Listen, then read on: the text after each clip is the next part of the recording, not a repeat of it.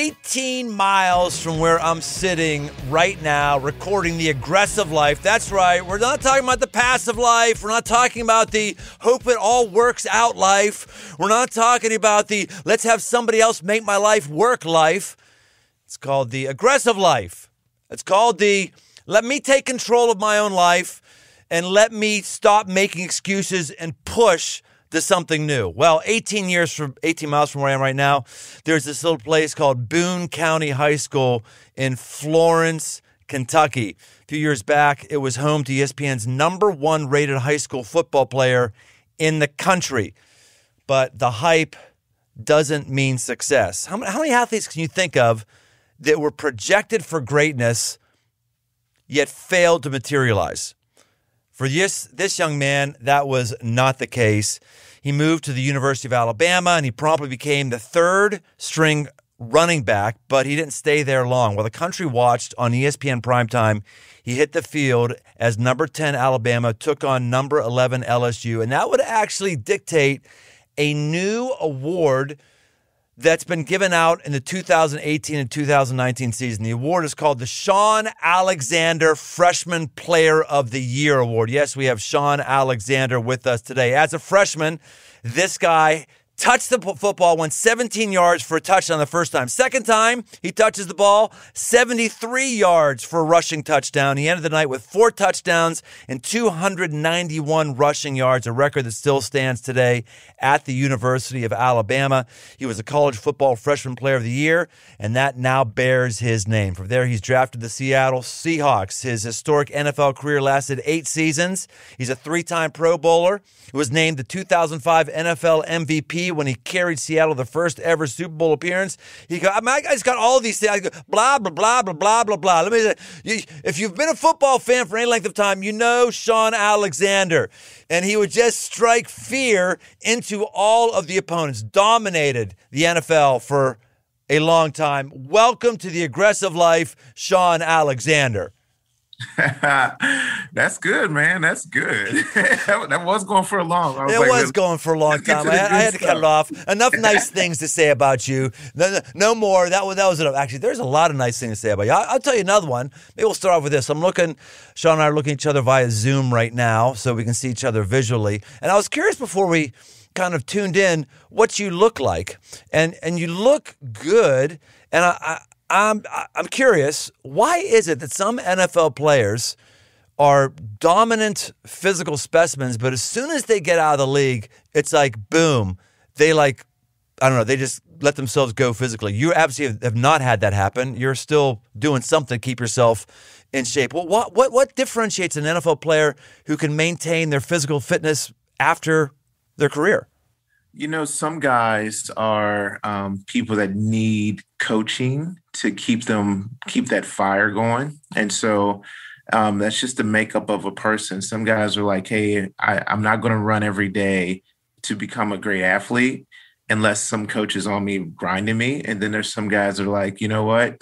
The coach doesn't have to tell me to go be great. I'm going to grind. And so that's the same way it is at the dinner table. There's some guys that be like, hey, you can't eat that extra piece of pie, And so some guys are like that, but that's the same way it is spiritually. It's the way it is with school. There's some guys that, I was just one of those people. I didn't like having too many tutors.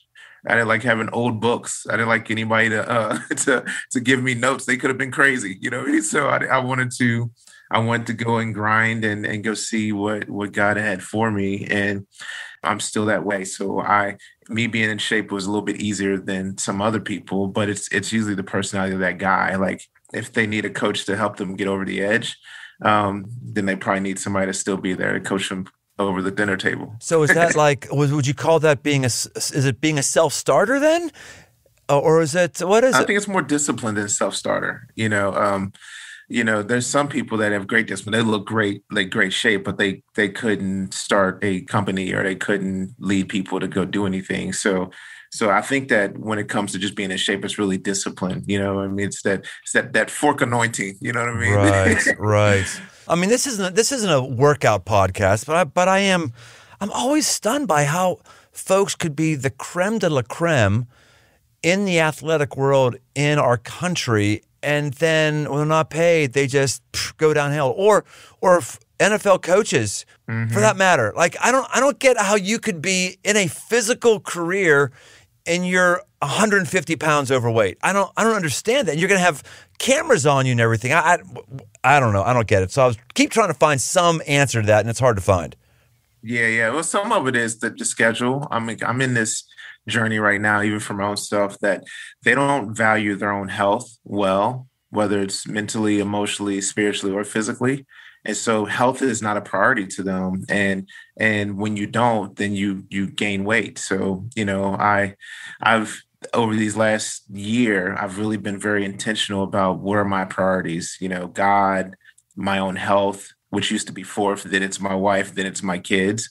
And one of my mentors said to me, well, Shaun, how can you treat your wife well? How can you treat your kids well if you're not healthy? Your health is a good thing. And so I moved that up to take that as a priority. So if I needed to read a book and grow in my wisdom on business or management or how to communicate, I'll spend some time doing that. If I need to go take a nap, I'll spend some time doing that. If I need to go exercise, I'll spend some time doing that, only so that I can be what God needs me to be, for everybody else, for my wife, for my kids, for my, stewardship is number 5 for me. And then it's ministry, which is 6. And then 7 is business, or for most people, jobs, you know what I mean? And then 8 is, I call it other people's stuff, which is friends and family and other people's ideas. And whenever I'm writing out my plans or my schedules for the week or for the month, if I see too many 8s on the board, too many 7s, even job, if I see it controlling too much, then I will shift things around to make sure that I've got good priorities. So you're actually incredibly anal then. I really ain't. I am probably the most loosest person, but I read a book called Boundaries maybe like 4 years ago, and it like set me free because no one could ever get me to. We would start this call like an hour late because I would have been doing something with someone else, and if I didn't have that structure, I would have missed. And I just been like, well, you get it. I was probably praying for somebody. So I needed to have some boundaries. You have 8 categories, though. You have 8 categories, and you look at your schedule and identify, dude, you're anal. Sorry, you're anal. I don't have any 8 categories. Not only that, I just learned I'm not even in the top 8. I'm actually, I'm 9th? I'm 9th on the list? Like, loser who has a podcast. So you're spending time with me. I appreciate it today. Well, you know what? You got the right connections. That's what it is. That's a whole nother ministry. You know what I mean? It's who you know. Shaun is coming to us via somebody who works on my day job staff, Crossroads, and his sister, Tierra, who I know is Tierra Tequila. So Tierra, not because she drinks tequila, but maybe she does. I just kind of like the sound of a Tierra Tequila. So anyway, Tierra set us up. I'm glad she did. You got a good sister there. I do. My family is uniquely different. My dad had 9 kids from 4 different women, and Tierra, I am the baby boy. And then my dad met Tierra's mom. So Tierra and Sierra, she's a twin, right? You didn't know that. Oh, of course I knew that. Oh, and I celebrate their birthday every year on the day of my 20th. Yeah, right. The 98th of 5th of something. Yeah, right. So because of our family being so uniquely different, everybody had a way of growing and figuring out who they are in life. It was a little bit different, but because of COVID, it caused my family, my siblings, all of us to start getting on a phone call and get on a Zoom call. And it was one of the greatest things that happened through COVID, is because it pulled us all closer together than ever before. And now you get the fruits of that. That is good. So Tequila shares your mom and dad, or just your dad with you? Tierra, just my dad. No, it's Tequila. Tierra Tequila. That's one of my love languages. One of my love languages is annoying people. So I'm not even annoying you. I'm trying to annoy Tierra, who's listening to me right now. So you share your dad, and I actually want to get into this. I think this is probably part of what's. Is it part of what's driving you? You've got some serious pain back in your life, right? This is a very complicated family that sounds, by today's standards, kind of cute, But there had to be pain back there at 11 years old when your parents are divorced. Was there, has that affected you in your drive? What's that done for you or to you? Well, I feel like I was chosen by God at a young age because I really, like most people say, oh, I got saved at a young kid at a camp and I raised my hand. And I was having dreams and visions at 10 years old. So I was uniquely set apart. And so God was like really speaking to me and moved me to be with him and to take on identity with him that was fairly different. And so when my dad left, there's the wrestle that most people have, which is who can you really trust? But I also had this understanding that my dad was not a believer. And so there was a little bit of grace for that. The wound that most people have that are famous at a young age that have gained wealth from without having the hard work behind it, or that lose a parent, is they become lonely. In other words, they don't really know when to juggle with, am I known? Do I want to know you? Do I want to allow myself to be known by you? And so, yeah, so there was definitely battles of that where I could have 150 relationships with people. This is why I need structure. I could have 150 relationships and everyone would say, Shaun's my best friend. Oh man, I love that guy the most. And reality is it's only, ankle deep. And so I had to check my own self with the Lord and check my own self about like, well, man, if I only want to be shallow with people, am I going to be shallow with you? And that was a great challenge. And it's really good. But I think that this is one of the cool things about sports. You can't hide once the camera's on. Either you can play or you can't play. Yeah. I think when it comes to faith, you can actually hide and trick your own self to believe in you're something that you're not. And so my dad and how he lived and my siblings and how uniquely awesome we are.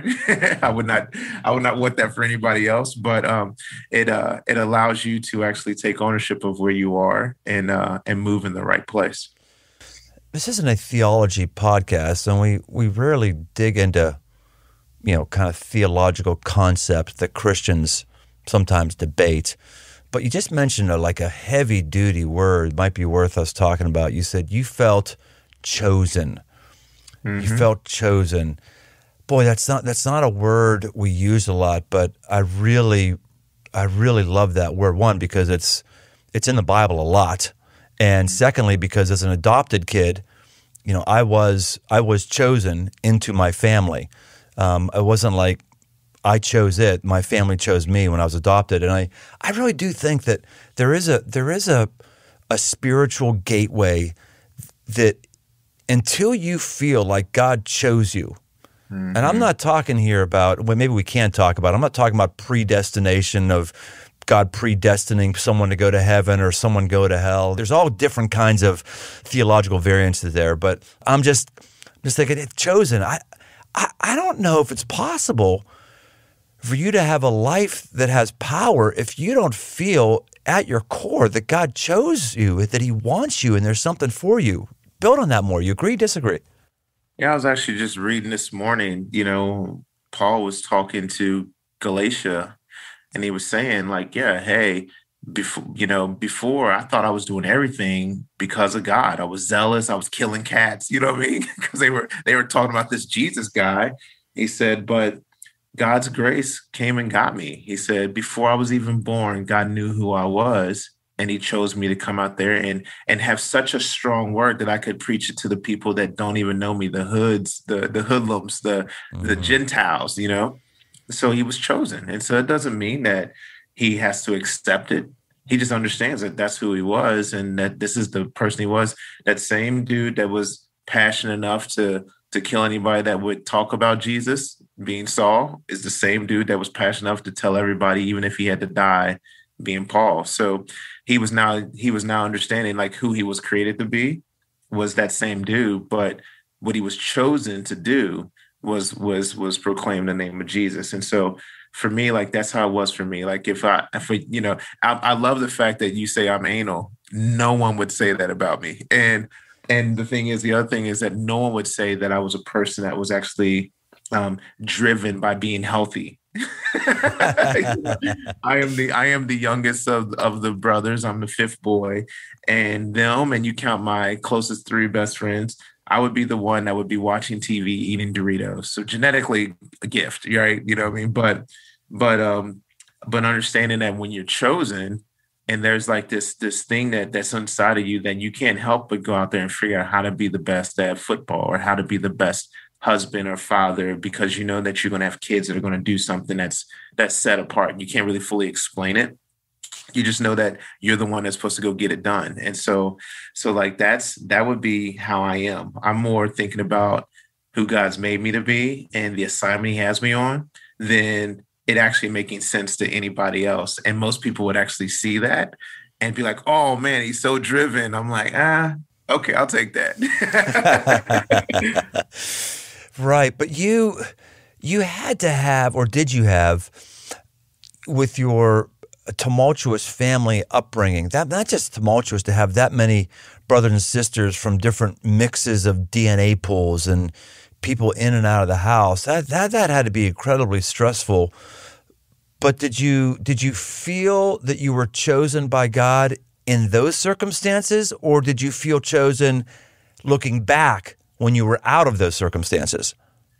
Well, the truth is I didn't really have like a close relationship with none of the other seven siblings, So there was phone calls here and there until I got to college. That's when we stirred up. And then when I got married was the first time that all nine of us were together. And that was I was at my wedding in Florence, Kentucky. And that's where the twins, and the older siblings, they all got together. Matter of fact, they didn't even all know each other. They all laugh about it because they were like, man, who all these people sitting in the sibling section?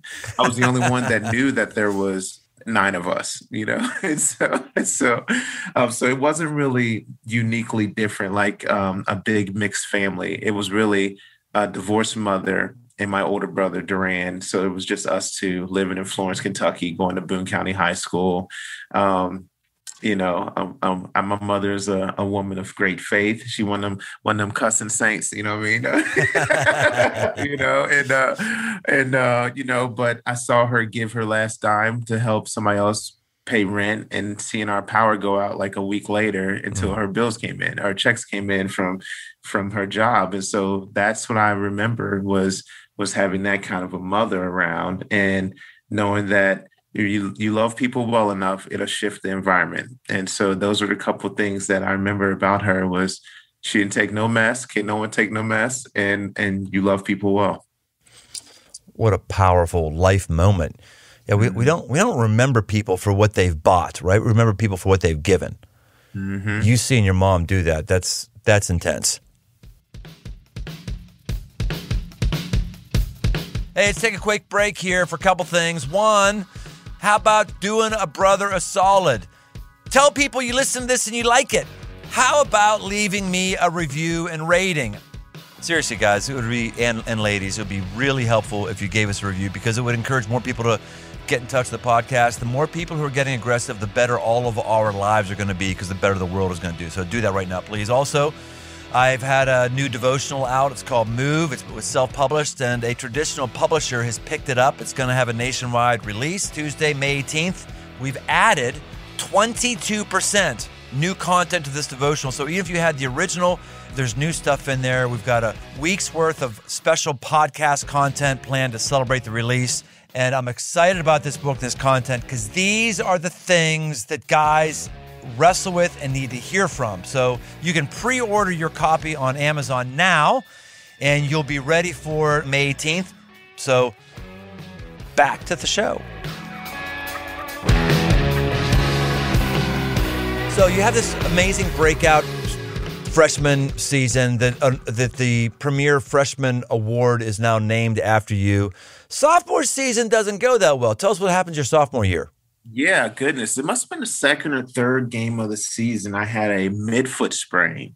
And so, well, first of all, the sophomore year starts where our head coach retires, which was Gene Stallings, and he's iconic Alabama coaching legend. And Mike Dubose becomes the coach, and we were just it was a different group. Like, so he was a good coach, but he wasn't as iconic, as Gene Stallings. And the offensive coordinator was Bruce Arians, who is now the coach of the Tampa Bay Buccaneers. So that was my offensive coordinator my sophomore year, and and I had a midfoot sprain, which is basically dislocate your foot, but it's not so bad that you can kind of see it. So it hurt bad, but no one could tell what it was, and so it was just brutal because that whole year I was just kind of limping around. So I didn't really play a lot. I had to do a lot of treatment. And then one of my closest friends, his dad was a chiropractor. He came and just grabbed on my foot and popped it back in place. And I was like, oh my goodness. Really? Why do we Wow. not have chiropractors around us? Wow. But that year was tough because so many people, you'd hear the chatters of people. And, this guy was that freshman year just a fluky year? Is he really not that good? I mean, do they really play good football in Kentucky? And does he really deserve to be at Alabama? And it was just a lot of negative chatter that I had to get some thick skin. I had to mature up a little bit. I had to learn how to persevere. It was really, really good for me. So you had a lot of intense coaches you work for. Then you doing some name dropping. Was Nick Saban there when Nick Saban, was he your coach while you were there? No, no, no. Nick was at Michigan State. So you have a successful college career, but then you could have gone to the draft early, but you chose not to. Why would you choose not to? I honestly, I think a lot of that's just business decisions. You know what I mean? They said if I would have left after my junior year, I would have went to the end. I'd have probably went at the end of the first, maybe the second. Dollar amount was probably about, somewhere around $5-6 million.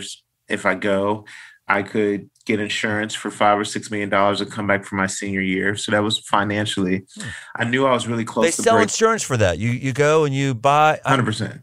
Fast. How much does a $5 to $6 million insurance policy cost? I don't know now, but you get those insurance companies and they'll say, hey, this guy is pretty guaranteed that he's going to go to the pros. He will pay it all right in April with the draft. He'll pay it all, by May of the next year, and they do it. Oh, so you don't have to pay them then. You pay when. Yeah, fascinating. Okay. No, it's a business. It's a business that you understand all that at a young age, and then on the mental side, I've always thought big picture, and I knew if I knew I had 1,000-something yards and maybe I think it was like 10 or 11 more touchdowns, I'd be Alabama's all-time leading rusher, leading points guy, leading touchdowns, and I just thought, man, that is a legacy that would be really, really good to have. And so I just thought financially I could be taken care of, and legacy wise, this would be a good thing to have on my mark. So it wasn't until these last couple of years where guys even got to my numbers. And so that's the Derrick Henrys and all them now. Those guys have finally caught up to my stuff, So you still have those records though at Alabama? No, so Derrick has one. I think Mark Ingram or Trent Richardson, they might have another. So I think I'm like second or third in all of them except the most yards in one game. But then also, I don't know, I could still have them, but we didn't count rushing yards in bowl games, and they do now. So whatever I'm behind them, I would pass them with bowl games. Cheaters. Those cheaters. They're always making everything easier for the people who are younger. All these younger snowflakes. Oh, let's make it easier on you, and let's give your yards in bowl games, blah, blah, blah, blah, blah, where the real manly men like Shaun Alexander, no, they ground it out outside of the spotlight. Yeah. I don't know. It could be just me being competitive and want to still say I'm better than anybody. You mentioned business decisions. You mentioned that a number of times. What's your business right now? I have a couple of different things I'm involved with. I love real estate, so I have some real estate things that I'm involved with, and I'm also a consultant. I help a lot of players put themselves in positions to be the CEOs of their own life. And then also I help consult a big group of families that are philanthropic leaders, businessmen and women all over the country. I help them, in a sense, help them spend their money on what's really good, and things that are involved in poverty or the effects of poverty. And so it's been really, really fun meeting some of these families. It's about 700 families now, and it's fun to see how we can impact the world for good. So consult with the rest of us on how we can be the CEO of our own life. I love that verbiage. Yeah, well, a lot of it is like I told you, is getting your priorities straight. And then what I always say is try to handle the five F's, handle fame like your real identity, handling your family, the wife, kids, et cetera, how to handle your friendships. That's the ecosystem. It's the people in your life, how to handle your finances. What is some real goal setting? And then how to handle your future, which is how do we make the plans for where you want to be 5 years from now, 20 years from now, when your time is up, where do you want everything to be? And then we make plans appropriately for that. Are there any common outages that you see that people have with those five F's? One that's more difficult to do than the other? In the sports world, it seems like the hardest thing is how to manage your family and your closest friends because they might not fit with the future plans. I think with the successful business world, for them, the hardest thing is with their kids. It's how do they train up their kids to carry the torch or to continue to work hard and figuring out who they're supposed to be. And so those are the two things I would say. If you're, new money is always trying to figure out how to massage this old that helped you get there. And if it's old money, it's how do you pass it on well? Well, most people aren't wanting to train up their kids because that's very politically incorrect. They're not dogs. They're not horses. Just let a kid discover who he's naturally meant to be. Let a kid figure it out on its own. Yeah, it's that, isn't it? Yeah, it's madness. It's utterly ridiculous how we keep expecting adult behaviors from somebody who's not equipped to be an adult behavior. I don't understand why it is that we're so afraid of parenting somebody. I don't understand why we think that a 13-year-old has any clue about life. I don't know why it is we think that we can't lead the very people that we gave life to. It's just odd to me, and we're seeing our kids suffer as a result of it. I would ask the question, do you really even care for someone if you don't give them instructions? I mean, think about it. If I didn't know that if I walked down this street or went into this neighborhood that it would be bad for me, and you didn't tell me and you knew, I'd be like, wow, do you really even care for me? Yeah. And so that's going to be the newest thing that's going to happen 10 years from now. You're going to have a generation of people saying, well, I don't really have anybody care for me. And they're going to be like, why would you say that? We gave you a new car. You see more people trying to get to make sure the kid has a car at 16 than actual instructions on how to live or what guy to date or what girl to date. Right. It's sad. If you gave me a car at 16, oh my goodness, my life would not be good, and no one else's life in my community would be good either. That would not be well. We had a guy on, Shaun, man, a year ago or so. We had a cowboy on. He rode in the professional rodeo circuit, and then he was a chaplain for the Bull Riders Association.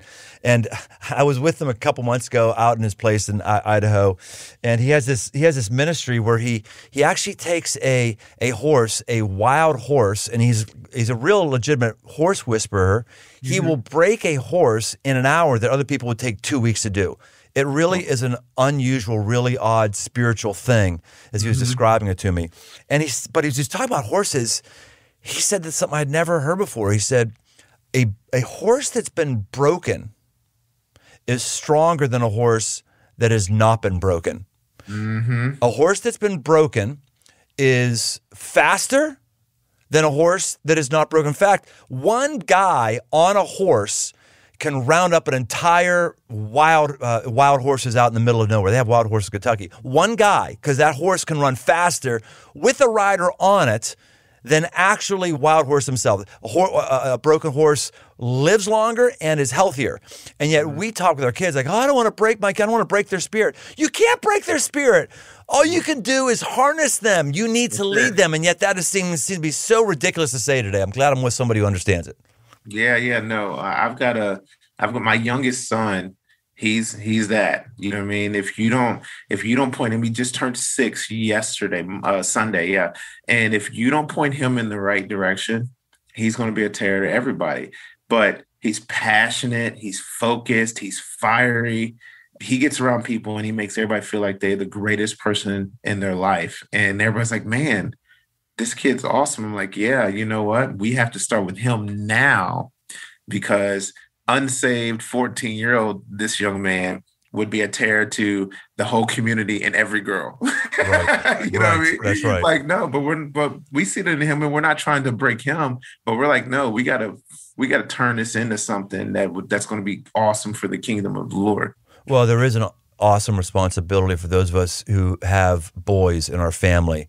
When you have a boy, it's like you have a Rottweiler versus a Chihuahua. I mean, girls can do damage, but they can't do, and they will not do damage to the same degree that a little boy will. I mean, you've got to train and raise them up, and you got 10 kids. 10. How many boys? How many girls? So living, we have had 8 girls and 3 boys. We lost one 3 years ago, and so we have 7 girls and 3 boys in the house, and we are actually pregnant with baby number 12 now, and so it'll be another girl. So we will had by the end of July we'll have had 9 girls. And 3 boys. All right. You keep saying things that I want to jump in and cut you off on, and then you go to say something else that makes me forget what I was just going to say before. So you're a deep man. Like, first of all, 12 kids! 12 kids! What? 12 kids!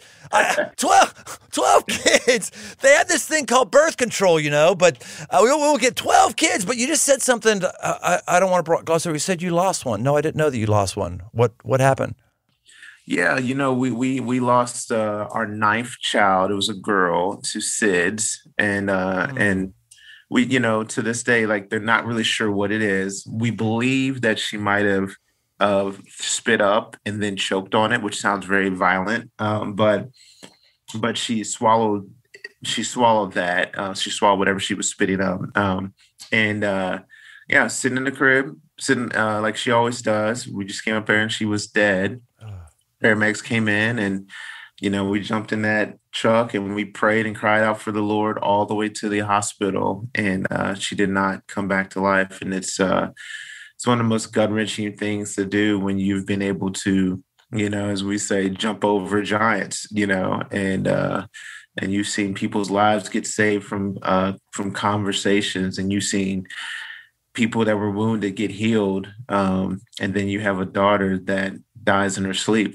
And so she was 70 days old and was healthy and passed, and there was no sicknesses to it at all. And so we actually started the Torah Glory Joy, that was her name, Memorial Fund, and we tried to connect with families of anybody that lost a daughter, because it is a rough thing to lose a child, and I remember having to answer to all my kids, well, man, what do you do when you lose a child? And I said, well, you really don't have plans to lose someone that you're supposed to die before. And so, but I was really thankful for that season in my life, because I had so many family members and friends just come in and serve. They just came in, and I had a cousin that flew out from California and just was at the house. He stayed in his own bed and breakfast, and would show up at the house at 6 o'clock in the morning, sitting in the car. If I needed to go drive around and take care of funeral arrangements, he did it. If I needed to sit in the car and just cry, he was there. They allowed me and my wife and our kids to mourn correctly. One of my buddies in New York is a Jewish guy. He sent me a book about how to mourn correctly, the 3-day, the week, the month, the 3 months, the year. And I believe a lot of people never really get to do that well. And so what happens is they kind of miss taking it all the way to the depths of their heart, the pain that they're in, so that Jesus can meet them there. And so what happens is if they need to go all the way down to 10 feet, they stop at 5. And so anytime anybody touches 6, 7, 8, or 9, they want to react in a way that's unhealthy. But when you go all the way to 10, even though it's a scary, dark place, Jesus is there waiting on us. And so I've been able to help people and families go to that depth level of the pain, so that they can actually come back out and be who they've been created to be. That's strong. In my job, I've been around more than my fair share of painful, awful incidences with families and with kids, just some awful funerals. I'm I've officiated at, and I've seen some of those parents years and years later. But as I look at you, I mean, you have a face right now that's not torn up and twisted, recounting that like other families I talk to have, and I'm sure it's not because you're a less sensitive person or a less emotional person or something like that. You're saying it's because you went through a grieving process that maybe others aren't up for going through. Yeah, I think just American culture, we fast food everything. I mean, we make everything so fast that, I remember the last young man I talked to, him and his wife, they lost their first child. They were going to the hospital, they thought, to deliver, and it was stillborn. And I said, hey, have you given yourself enough time? I said, he said, man, it's been really good. The church has brought some food by and this and that, and the work is led. And I said, yeah, how many days you get off? He goes, well, I think everybody just said the 30th. I said, oh, so they give you 30 days. He's like, yeah, and he kind of laughed. I was like, if you need more, take more. And so that's the issue. It's like, hey, like society says, yep, 15 days.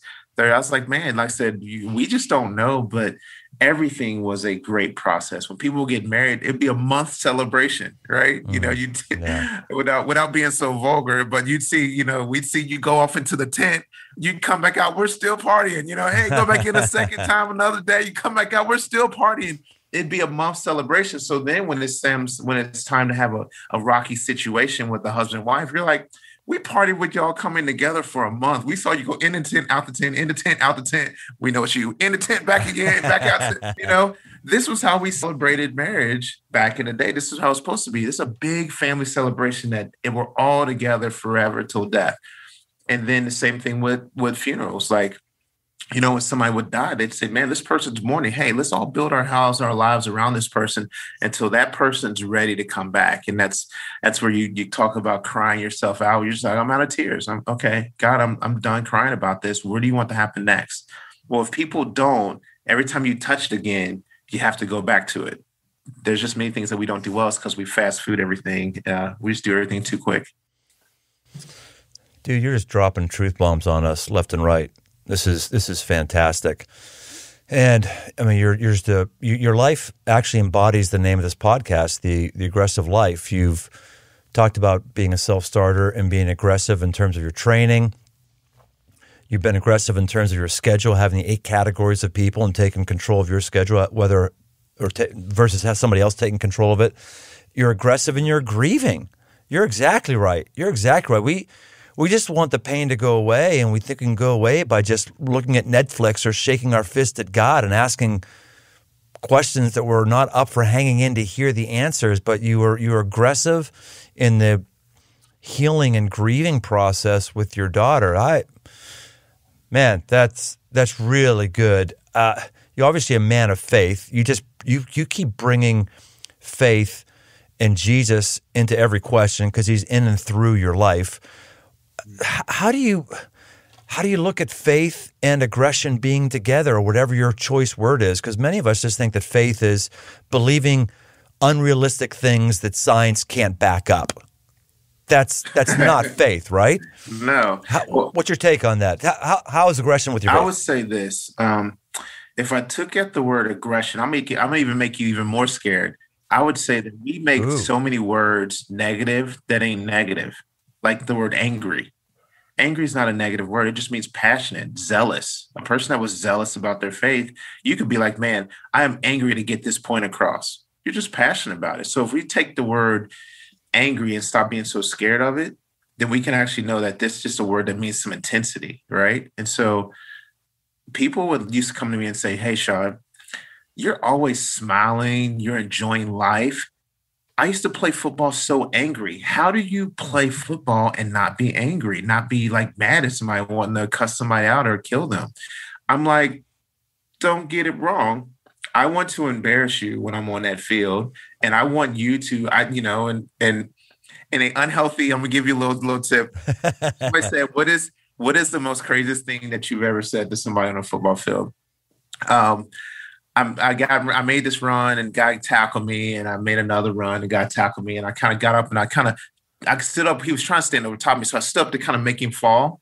And I kind of took my hand out, shook it, and I said, come on, man. You know your family's here to watch me play.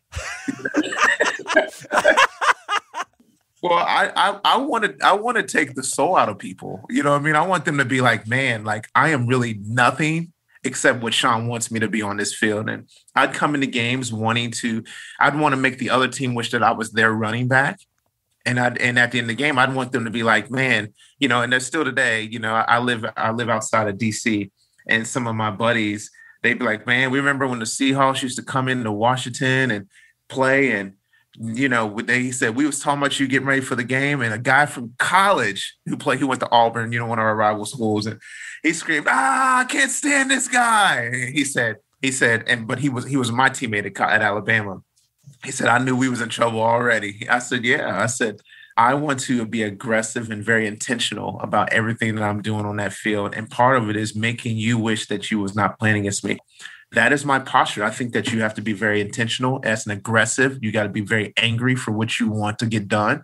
And I could smile at you the whole time, shake hands, love you, wish that you did well, but whip the taste out your mouth the entire game. And that's the posture that I have. And I'm unashamed about it. And I actually try to teach that to everybody I've mentored, everybody on the field, off the field.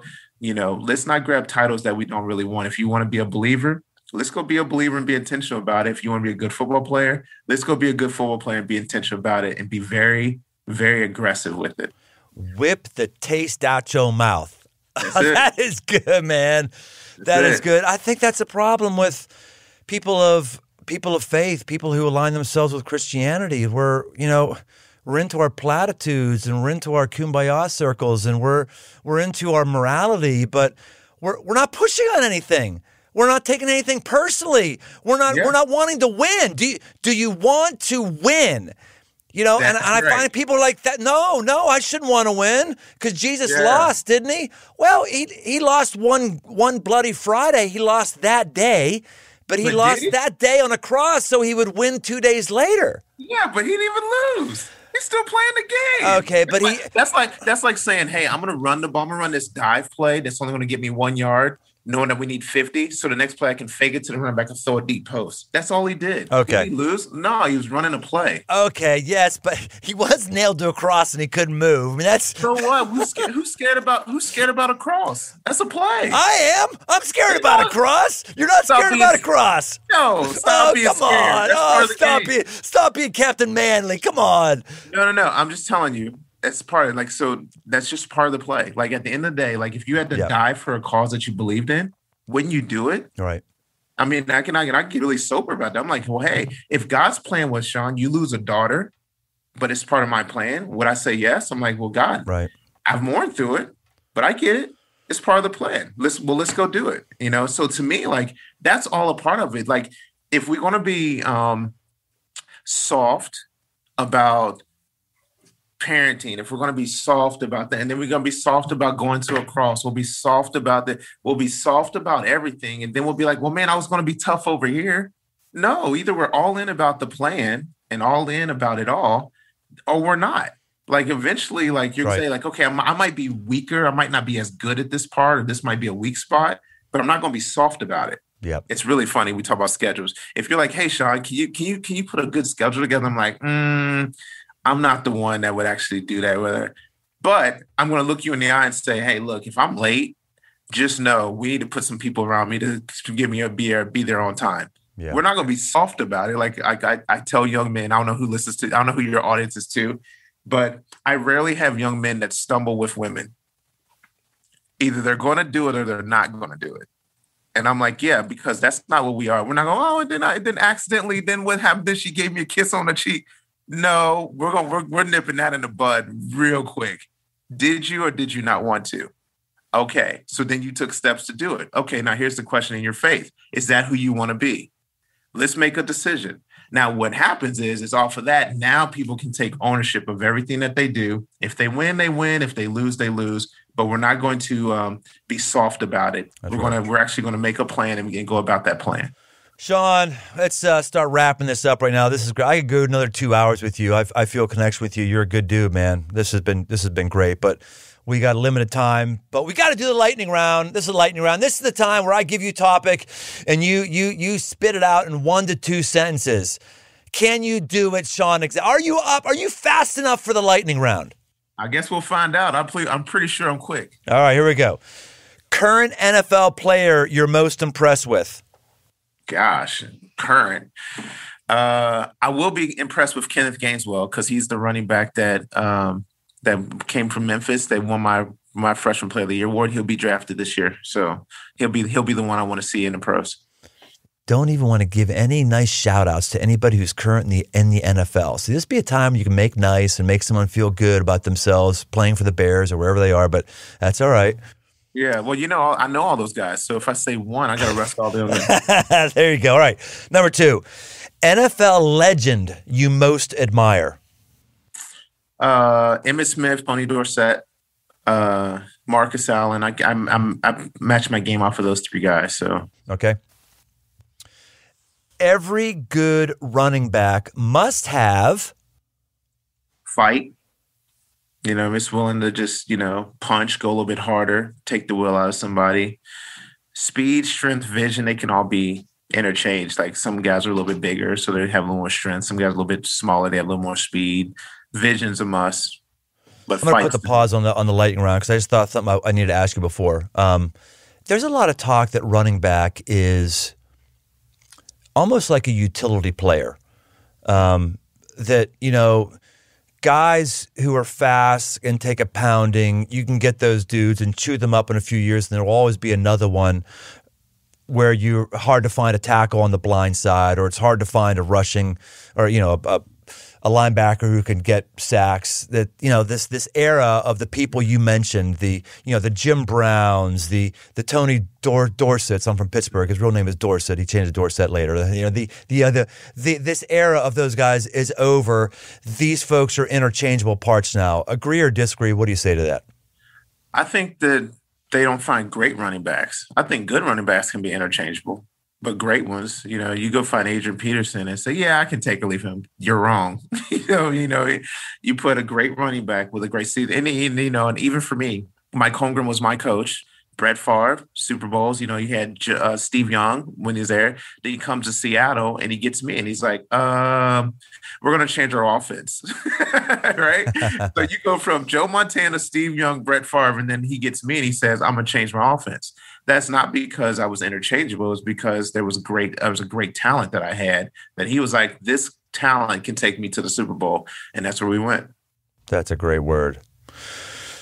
You have achieved incredible success, and you've not tanked your life. I'm looking in the eyes of a guy who's got his stuff together right now, right? This wasn't, I didn't have so many people faith. I use a different S word right now, okay?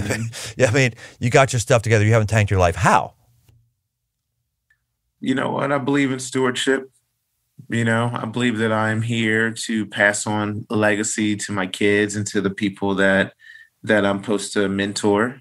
And I believe that if I'm stewarding well, then I'll be able to pass on something to them.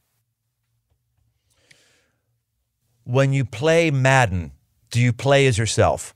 I don't really play video games, but I definitely did when I was younger. And I always was myself. As a matter of fact, if somebody was playing, I would make them play and pick me as their team. So, hey, brother, is there anything else you want to talk about that we haven't talked about? This has been deep and rich. Anything you're going, oh man, we should have talked about this? Your call.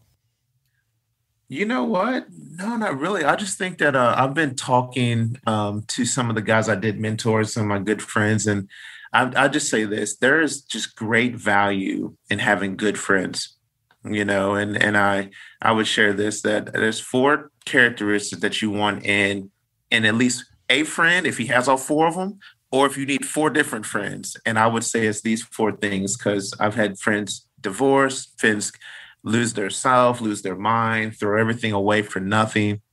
And I would say it's these 4 things: have a friendship that it's vulnerable. as we say, naked and unashamed. You know what I mean? Like they just know you. Have one that's challenging. In other words, they can look at any part of your life and say, why are you doing this? You need to stop. Have one that is inspirational, inspiring. You could just watch them without them even saying anything and say, you know what, I should do that better. And then have one that I call a daily walker, one that's just walking with you, doing life with you. You know, have a person that can just, that you're consistent with, where they can actually say, man, I know your goals. You don't want to do that. You know what I mean? Or why are you doing this? This is what you really want to be. So if you got a vulnerable, challenging, inspiring, and daily walking friend, or at least have 4 guys that can hold those positions, you're going to find success. You're going to find yourself where you want to be. That's good. So not all your friends have all those 4 things, but you got all 4 of those bases covered. I do. That's great. There's a line I just heard recently. I guess it went viral on Twitter. I'd missed it. That the greatest miracle of Jesus is that he had 12 good friends in his 30s. Yeah. Hey. Well, I mean, it is critical. I mean, I say all the time that the most important spiritual discipline of any man is to develop great friendships. I'm pro reading the Bible. I'm pro praying. I do it every day. Yes, yes, yes. But I'll tell you what, I've seen a lot of people who pray and read the Bible who've tanked their life. I've not seen anyone tank their life who has genuine, deep, abiding male friendships. I haven't seen it. Yeah. People don't really know each other. Everybody's playing I got it all together. I got my ish together, and knowing that they don't. I'm like, get your ish together, get some friends, you know? That's right. That's exactly right. Shaun, if someone wants to follow up with you or your foundations or anything, is there any way they can go or any place they can go? Yeah, you can go website, ShaunAlexander.com, Instagram, Twitter, @Shaun Alexander. Those are the easiest ways to get me. And, go from there. You can always, I've got people everywhere that are looking. So if you say you want to have a conversation or you want to be a part of something, then you can find me. I'm sitting on some really cool projects right now that are going to be awesome that I can't even tell you about. Ooh.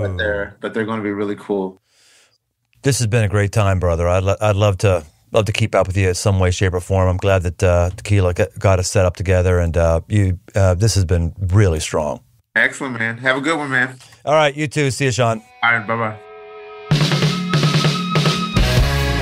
Hey, thanks for listening. For more aggressive living, head over to briantome.com. Get signed up for the mailing list to get regular shots of positive aggression sent straight to your inbox. And while you're there, you can also find articles, podcasts, and books. I'm also active on Instagram. Search Brian Tome. Special thanks to the band judges for the music. Aggressive Life with Brian Tome is a production of Crossroads Church, Cincinnati, Ohio.